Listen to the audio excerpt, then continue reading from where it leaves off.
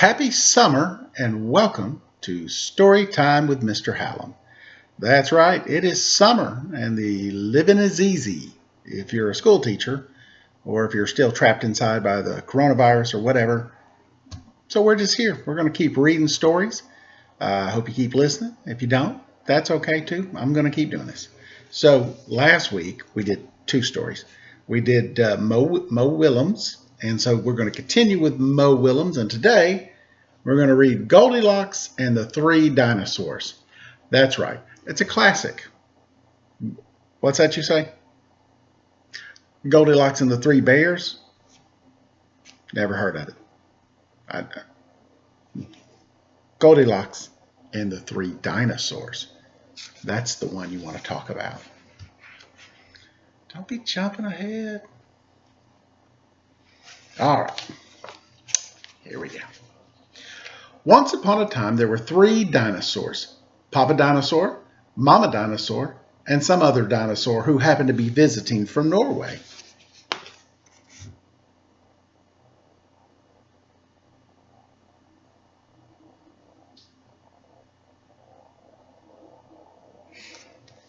Some other dinosaur visiting from Norway. One day, for no particular reason, the three dinosaurs made up their beds, positioned their chairs just so, and cooked 3 bowls of delicious chocolate pudding at various temperatures.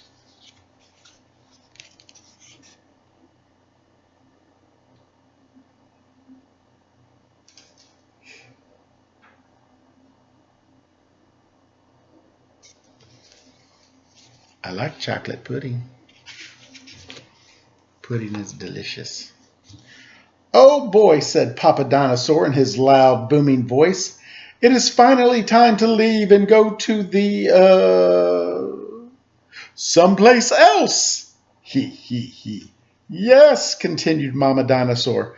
I sure hope no innocent little succulent children happen by our unlocked home while we are, someplace else.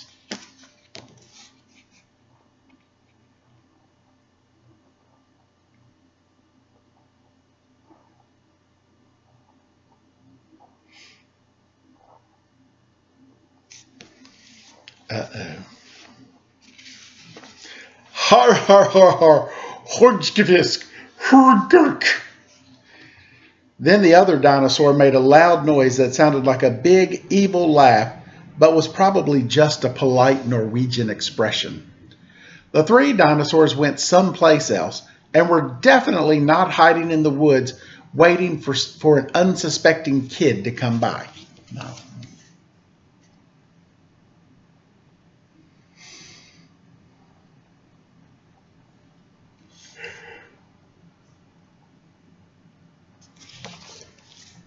Uh-oh.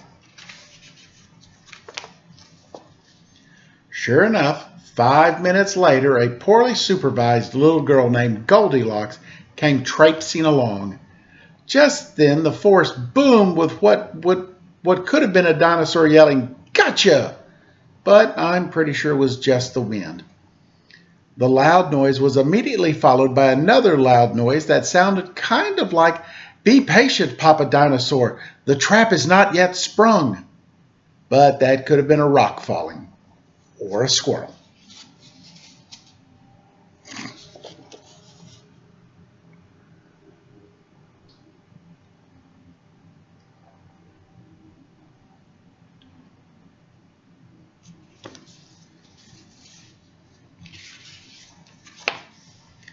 Either way, Goldilocks was not the type of little girl who listened to anyone or anything.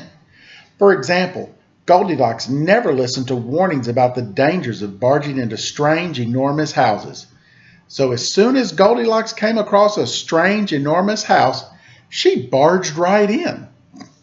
The picture says, "Welcome," tee, like they're giggling, right down there.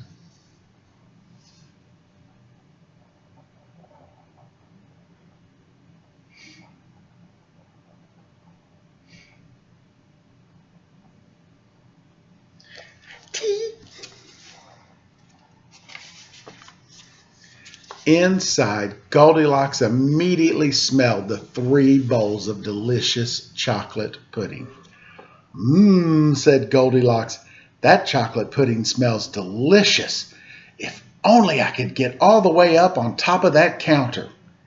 Then Goldilocks noticed a very tall ladder that just happened to be there and certainly wasn't left on purpose. Goldilocks climbed up the ladder and found herself face to face with 3 gigantic bowls of chocolate pudding.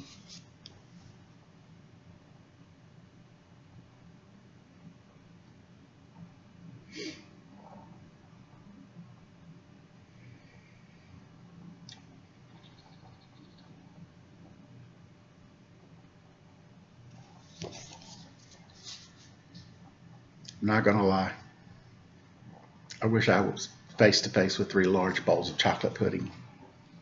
Chocolate pudding is delicious. The first bowl of chocolate pudding was too hot, but Goldilocks ate it all anyway because, hey, it's chocolate pudding.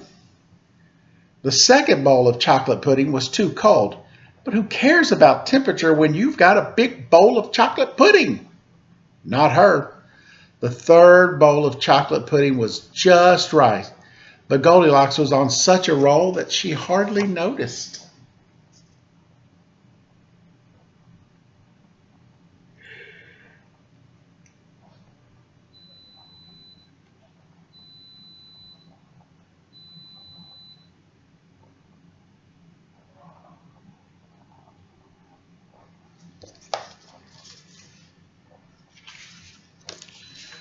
Soon Goldilocks was stuffed like one of those delicious chocolate-filled little girl bonbons, which, by the way, are totally not the favorite things in the whole wide world of a hungry dinosaur. Tired and groggy, Goldilocks noticed 3 chairs in the living room. So she climbed down the ladder and walked out of the kitchen. The first chair was too tall. The second chair was too tall. But the third chair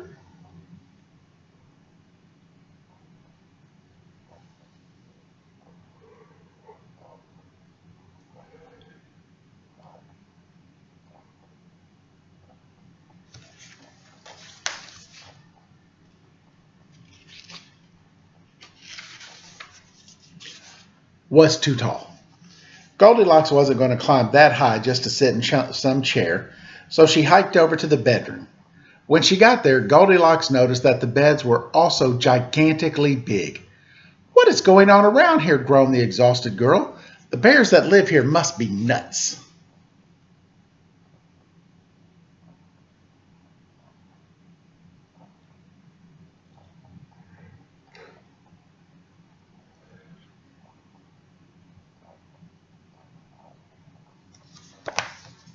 Those bears are nuts.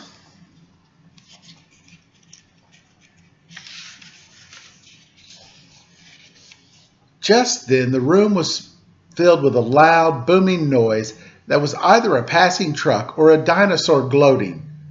"Hee, a few more minutes and she'll be asleep. Delicious chocolate-filled little girl bonbons are yummy when they're rested." Even a little girl who never listens to anyone or anything had to hear that.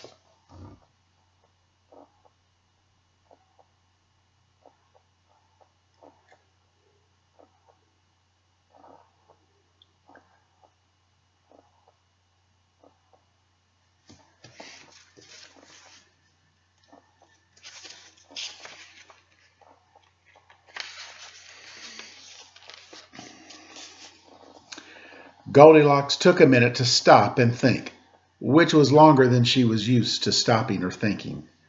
"Hey," she told herself, "this isn't some bear's home. This is some dinosaur's house." Say what you like about Goldilocks, but she was no fool. As quickly as she could, she ran to the back door and got out of there.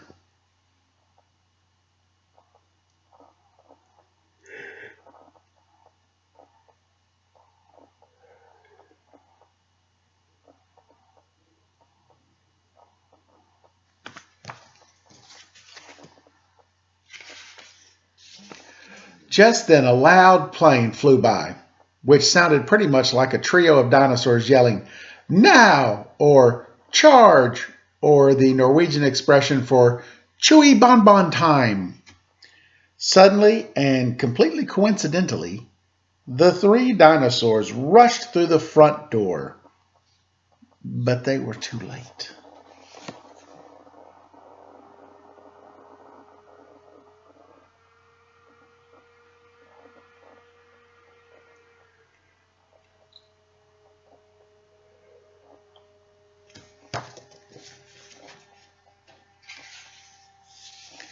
Goldilocks was gone, and all that were left in the house were three disappointed dinosaurs. The end.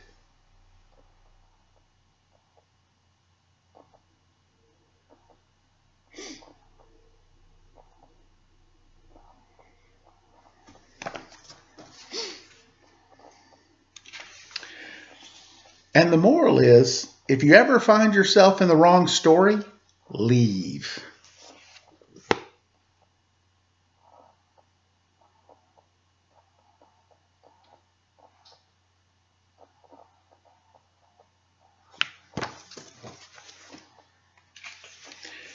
And the moral for the dinosaurs, lock the back door.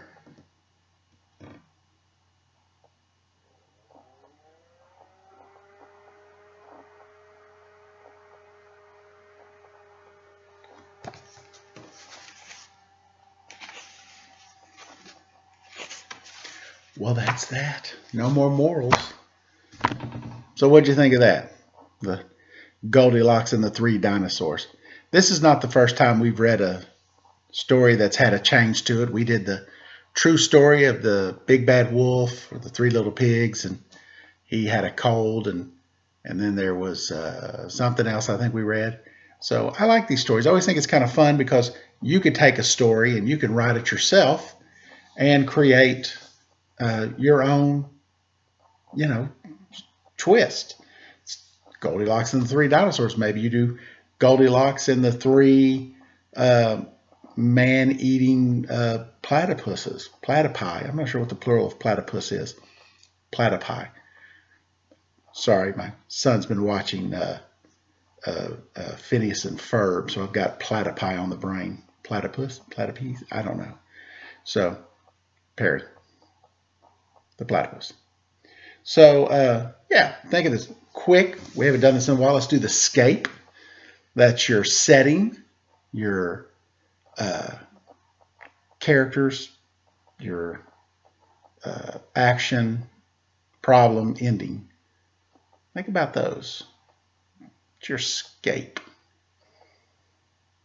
All right, my scape is I'm going to see you later, and have a great rest of the day, and we'll be back Wednesday with another book by Mo Williams. So thanks for tuning in to Storytime with Mr. Hallum.